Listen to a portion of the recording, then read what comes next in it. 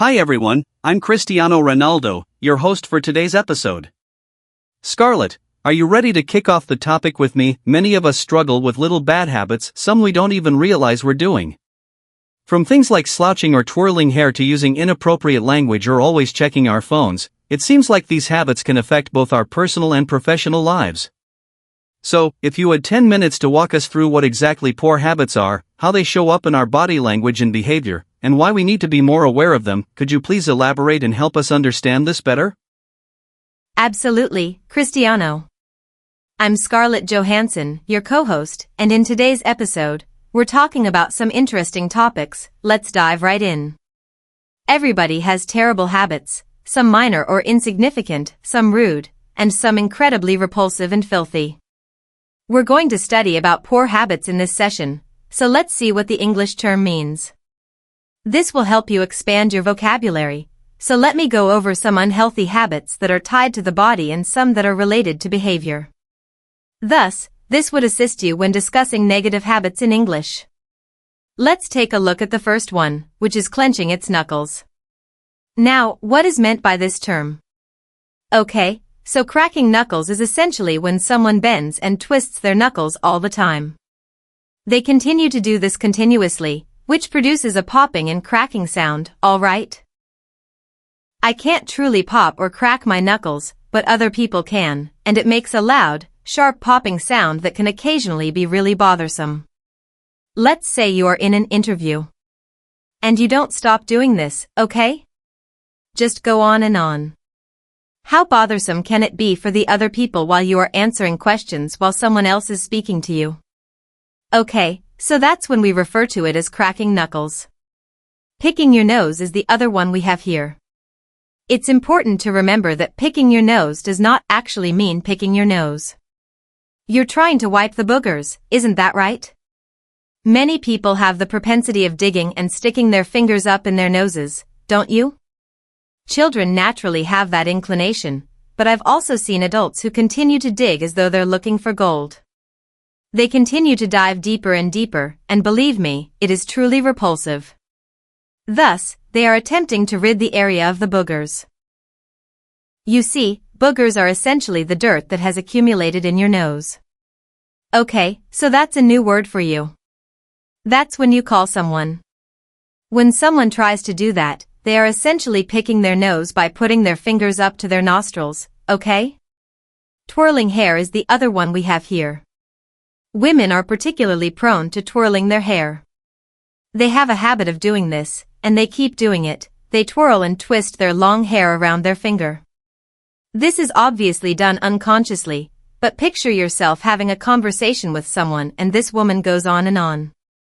How annoying can that be, isn't it? Oh, okay, I'll do that. Just so damned uncomfortable, okay? That's when we refer to it as twirling hair, which is essentially wrapping long hair around your finger, okay? Our other one is currently slouching. Most people who attempt to sit up straight are now slouching, okay? They tend to bend their backs or shoulders, thus their posture isn't ideal, okay? We refer to this posture, or the way they stand, or their propensity to simply display that, oh my god, they are so comfortable even when working, as slouching. It simply doesn't look good. Picture yourself sitting here doing your work when your boss walks by. Doesn't it seem bad? If you are sitting like this while waiting for your train or at a bus stop, it just seems incredibly uncomfortable, doesn't it? Isn't that when we refer to it as slouching? Shaking hands and legs are the final one we have here. Now, a lot of individuals have a tendency, again, unconsciously, to shake their hands, legs, or feet continuously, as if they were sitting at a table in a conference and they were saying, okay, I'll do this, on a regular basis. Even if it's a completely uncontrollable activity, this indicates that the person is either extremely anxious or anxious, okay? That explains why individuals shake their hands or feet all the time. I've even seen people who are sitting in movie theaters tapping their feet non-stop. They continue doing this after 3 hours of the film. The others find it quite uncomfortable now, don't you think? Therefore, shaking hands and legs is one of the undesirable behaviors. We have now discussed all of the poor habits that are related to the body. Let's have a look at some behavioral bad habits that I will help you with in our next section. Now, let's examine several unhealthy habits that are related to conduct. Cursing is the first one we have over here. Now, in general, swearing refers to those who frequently use foul or improper language, okay? Words like fuck you, what the F, fuck you, you know goddamn, and asshole are frequently used in a very informal manner. Now, all of these are offensive swear words, I'm sorry, swear words, and so on.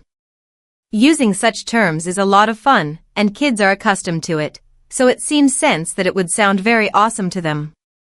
Although it can be quite challenging to break the habit, this language is just unacceptable in formal settings, once you start going to work or giving interviews.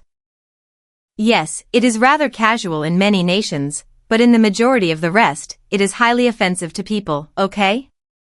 Therefore, if you have this habit, which is known as cursing, right, just be careful. Road rage is the other one we have here. Now, a person with road rage is someone who drives and acts quite aggressively, alright? When someone else makes a mistake while driving, they become extremely angry and, naturally, start using profanity once more. Now, let's face it, road rage may be dangerous.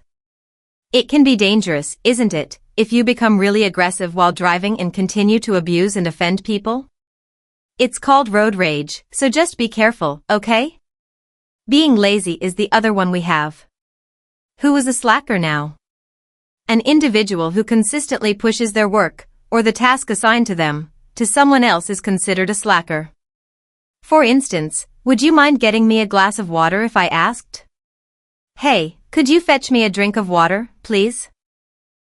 You'd force it on your mother or sister by saying, hey mom, please bring her a glass of water, okay? Essentially, you are being a lazy by just assigning your duties to someone else. If your supervisor tells you to finish this file by tonight but you conveniently send it to someone else and ask them to do it for you, then you are being a slacker, okay? That is what we mean when we say that someone is a slacker. Okay, so procrastination is the second option we have. If you consistently put off doing your work, you are engaging in procrastination. You never, ever complete things on schedule. Please remember that if you are given employment, it is never a now. Well, it's always later. It's usually later, so I won't do it now. Instead, I'll do it next week or next month, alright? You're postponing because it's convenient for you, isn't it? We refer to this as procrastination, so you're accumulating work, okay? Fobbing is the final one we have here. Let me tell you, based on my experience, fobbing is the most prevalent undesirable habit. It basically indicates that the word fobbing is a combination of the words phone and snobbing. It is now seen as quite impolite. In other words, it indicates that you are conversing with someone but are not particularly interested in them. You're constantly preoccupied with your phone, don't you? I'll blame the smartphones, of course. It's possible that a girlfriend is speaking to you, but you're not very interested in her, and you're often checking your phone. Perhaps you're utilizing these new apps that we have on our phones, or you're sending texts, okay? Therefore, it's really impolite and distracting. Imagine that you are working on your phone at a meeting and aren't paying attention to what other people are saying. That's what we call fobbing, and believe me, it's the most prevalent. All of these are terrible behavioral habits. Once more, many people engage in them unconsciously, but they are definitely not beneficial. So do write to us if you have any negative behaviors. Alright, perhaps we can work on it to get this out of the way. And I'll see you in your upcoming class. In the meantime, be careful and enjoy your day. The YouTube channel You Are English Teacher, Talk Easy, Free English Tips offers free English language instruction. I'll see you in the upcoming podcast episode. Take care.